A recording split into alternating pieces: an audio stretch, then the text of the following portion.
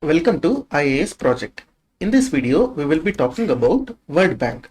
World Bank Group consists of 5 international organizations. They are IBRD, IDA, IFC, MIGA and ICSID. The full names as well as establishment years are also given here. World Bank Group consists of these 5 institutions. World Bank headquarters is located in Washington, D.C. World Bank Group's head is called as a president. And since its establishment, World Bank Group President has always been an American. It must be noted that nowhere in the Articles of Agreement of World Bank Group or any policy documents it is mentioned that World Bank Group President has to be American. It is only a convention that he is an American. Term of World Bank Group President is 5 years. Reappointment for second term is also possible.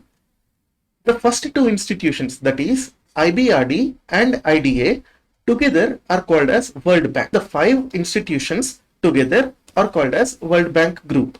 So, World Bank consists of these 2 institutions and World Bank Group consists of these 5 institutions. There are 189 members in World Bank. India is also a founding member of World Bank.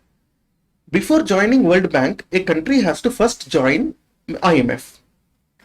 Let's look at Bretton Woods Conference, which established IBRD as well as IMF. We have already discussed this slide during our IMF video, but let's go over quickly. Bretton Woods Conference, which is also known as UN Monetary and Financial Conference, was conducted in 1944 in USA. It was held to regulate international monetary and financial order that was to come after the Second World War. Agreements were signed during this conference to establish IBRD and IMF. IBRD, which was called World Bank at the time, and IMF are called as Bretton Woods twins. IMF and World Bank together constitute Bretton Woods system of international, commercial and financial relations. We must also note that both the World Bank and IMF are specialized agencies of United Nations. The main objective of IBRD was reconstruction of post-World War II Europe. However, after finishing this agenda, IBRD has moved on to new work scopes. Member governments of World Bank Group subscribe to its basic share capital and therefore they collectively own World Bank Group. The voting power of the member is proportional to shareholding. Shareholding simply means the amount of money the country or the member has given to the World Bank, which is basically its contribution to World Bank's resources. Unlike IMF, World Bank also raises finances from global credit markets. Actually, the finances which are raised from global credit markets form a majority of World Bank's resources. The subscriptions which are given by members to World Bank form only a minority. If we look at IMF, which we have already seen in our previous video, IMF raises money mainly from shareholdings of countries which are called as quotas. However, IMF also raises minor amount of its fund or resources from arrangements such as GAB and NAB. We have already discussed GAB and NAB in our previous video about IMF. Please refer to that video for information further about GAB and NAB. Primary objective of 5 World Bank government institutions is to improve the quality of lives of people in developing member countries as well as in poor countries. Let's look at IBRD and IDA in detail. International Bank for Reconstruction and Development and International Development Association together are called as World Bank. The 5 institutions together are called as World Bank Group. The focus of these 2 institutions is mainly on developing countries in the field of human development, rural development, poverty alleviation, agriculture, environment protection, infrastructure, governance. Both these institutions provide soft loans to its member countries. The term soft here simply means that interest is very low, or sometimes it is also zero. So soft loans means that very low rate interest on the loans which are given. They provide grants to poorest countries also. Loans and grants are often linked to wider policy changes in the economy. The difference between loans and grants simply is that both actually are given for a specific purpose. However, loans need to be repaid back to the funding institution. Grants, however, need not be repaid back. They are actually free. Let's look at IBRD in more detail. IBRD was established at Bretton Woods Conference, as we have discussed. Originally, IBRD was a multilateral UN body which was meant for reconstruction of Europe after Second World War. Later, when this task was finished, it focused on poverty alleviation in developing countries. And also, IBRD focuses mainly on middle income countries which are credit worthy. Credit worthy simply means that if we give loan to those countries, they will be able to pay back in the future. If a country is not credit worthy, it means that if we give a loan, they may or may not pay in the future. So credit worthiness depends on the repayment ability of a country. IBRD raises its funds on world's financial markets. This is very important point. IBRD loans and funds to its member countries are non-concessional in nature. However, they are very cheap compared to if the country goes to the open market and gets a loan. So this is why many countries prefer to get loans from World Bank or IBRD. Also, IBRD loans and funds are usually long term. They can go up to 40 years. So get a loan today, also get a grace period of let's say 5 to 10 years, and then start paying from 11th year to 40th year. So this kind of deal is very happy for any receiving country. Let's look at IDA. IDA stands for International Development Association. IDA focuses on poorest countries in the world. This is where it differs from IBRD. IBRD focuses on developing countries which are credit worthy. But IDA focuses on poorest countries of the world. IDA was created in 1960 and now it has 174 member countries. IDA provides long-term loans, as we have discussed. Up to 25 to 40 year repayment period is given, and sometimes 5 to 10 years of grace period is also given. Grace period means you don't need to pay back interest or loan during this period. Loans are especially interest-free to world's 80 poorest countries. IDA also provides grants to countries in risk of debt distress. IDA operates two main initiatives for funding countries who are poorest in nature. The first one is HIPC, which is also called as Heavily Indebted Poor Countries Initiative. And the second one is MDRI, which is Multilateral Debt Relief Initiative. So with IDA's MDRI and HIPC initiatives, it provides significant levels of debt relief to poorest countries in the world. IDA is largely funded by contributions from governments of richer member economies. For example, like USA, Japan, and most of the countries of Europe. We have also seen that in the case of IBRD raises funds mainly from financial markets in the world. However, IDA raises funds from governments of richer member countries, which give mostly these funds to IDA in the form of grant, that is, no need to pay back.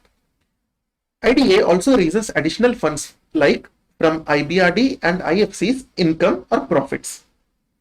IDA loans address primary education, basic health services, clean drinking water, sanitation, basic infrastructure, and institutional reforms. All these, if we see, are aimed at developing human resources within the country and also to provide employment and social security. IDA is World Bank's concessional lending arm. This is very important from point of view of competitive examinations. Eligibility of IDA support depends on a country's relative poverty, which is defined in terms of per capita income, which is usually around 1200 USD. This changes every year.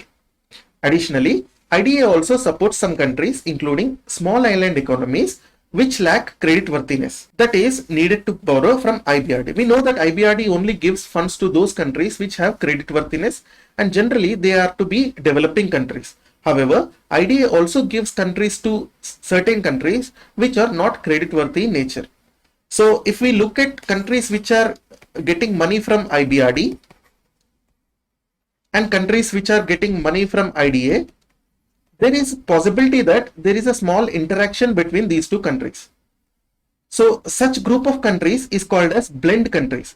For example, those who are creditworthy to get a loan from IBRD, and those who are among the poorest 80 countries. So such kind of common area or such kind of blend is known as blend countries.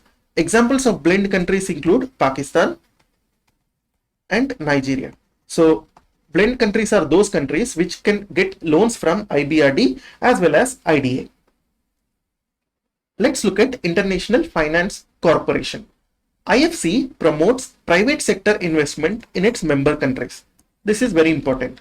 IBRD and IDA focuses on giving money to governments, but IFC promotes private sector investment in its member countries, and that too particularly in developing countries as a way to reduce poverty and improve people's lives. Actually, these objectives are common to all the 5 institutions of World Bank Group.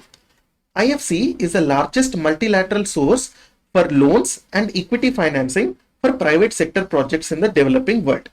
IFC finances its investment with its own resources, mobilizing capital from international finance markets. We have seen in the case of IDA, IDA gets most of its money as donations from rich countries, and also it raises its resources or money from profits of IBRD and IFC. Here we can see that IFC finances its investment mainly from international finance markets. IFC at the moment has 185 member countries. India was a founding member of IFC. In fact, India represents IFC's single largest country exposure. So we are the most benefited from IFC in a manner. IFC's working areas include promoting investment culture for private sector development and inclusive growth. Inclusive growth simply means that growth which is coming from all sectors of population, not just from people who are at the top and who can go to banks and get money, but also people who are at the bottom. So that means that is inclusive growth. Financial inclusion by working on basically microfinance sector. Microfinance is such type of finance which provides finance to people who are generally not getting finance from mainstream institutions like banks. For example, we can consider landless laborers section, which are actually not getting much loans from banks because they do not have collateral in the form of land which can be shown to the bank so that they can get credit. So if we serve these kind of peoples, such kind of institutions are called as microfinance institutions. Moreover, microfinance institutions does not give large amounts of money. They give a very small amount of loans, and that too they prioritize giving those loans to such kind of people who are not getting loans from mainstream institutions like banks and NBFCs. So IFC promotes such kind of investments. IFC also promotes renewable energy investments, cleaner production investments, agribusiness investments, and other investments. IFC focuses on developing PPP transactions, that is public-private partnership. And that too, PPP transactions, especially on social services and climate impact projects, are mainly focused by IFC. In 2014, IFC floated a rupee bond called Masala Bond in the global credit market to fund Indian companies.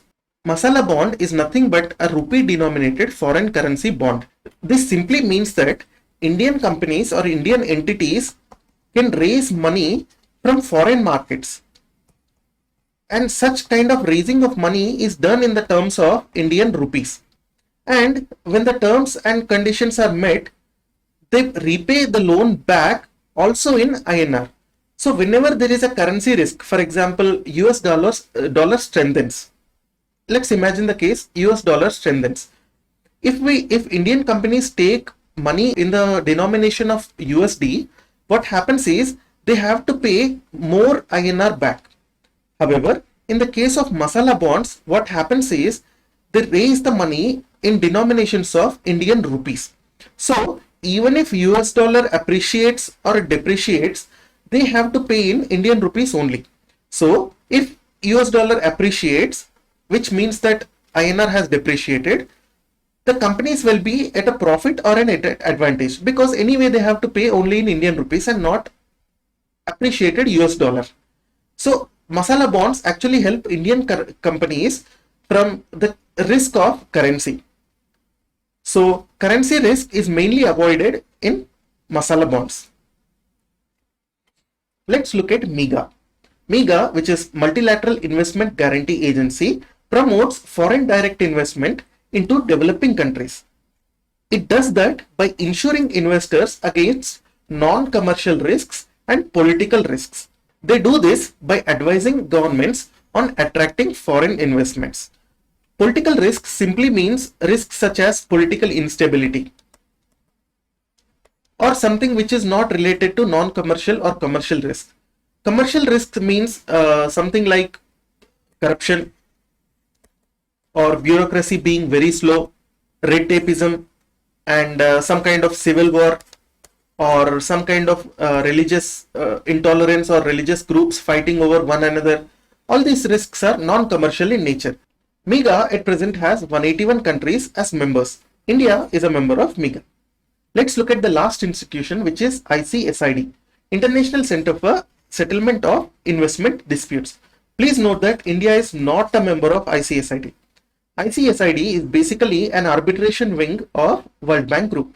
ICSID provides facilities for the conciliation and arbitration of investment disputes between member countries and individual investors. As India is not a member of ICSID, this is not very important from the point of view of examination, but you must note or you must remember the fact that India is not a member of ICSID.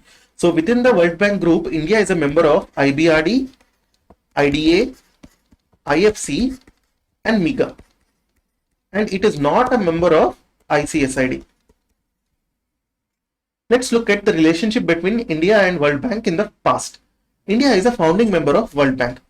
In the past, India got advice, funds, cross-country experience and as well as technical advice from World Bank.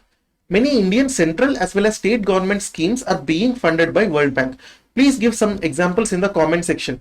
For example, central scheme would be Swachh Bharat Mission or river regeneration as well as river linking projects which are happening. I think this and dam rehabilitation projects also, DRIP 1 and DRIP 2 I believe. State projects we can see, for example, in the case of Kerala, First Resilient Kerala program, which is basically for overall resilience development of Kerala state. Please give further examples in the comment section. Actually, Indian constitution does not allow states to directly borrow from world government. So basically what it does is Government of India borrows from World Bank and then it lends that money to the states. India has been borrowing from IBRD as well as IDA in the past. World Bank's cumulative commitment to India stands at greater than 100 billion US dollars. We have also seen that IFC has floated Masala Bonds in 2015 for the benefit of Indian corporate or Indian companies. Let's look at some of the important reports and indices which are published by World Bank. The first and most important report is World Development Report. The others are Global Economic Prospects, Ease of Doing Business Report. This is also very important and previously has been asked in UPSC Prelims examination. Human Capital Index, which is actually a part of Human Capital Project of World Bank, and Logistics Performance Index. That's it for this video. Please share and like this video and subscribe to IAS Project. Thank you.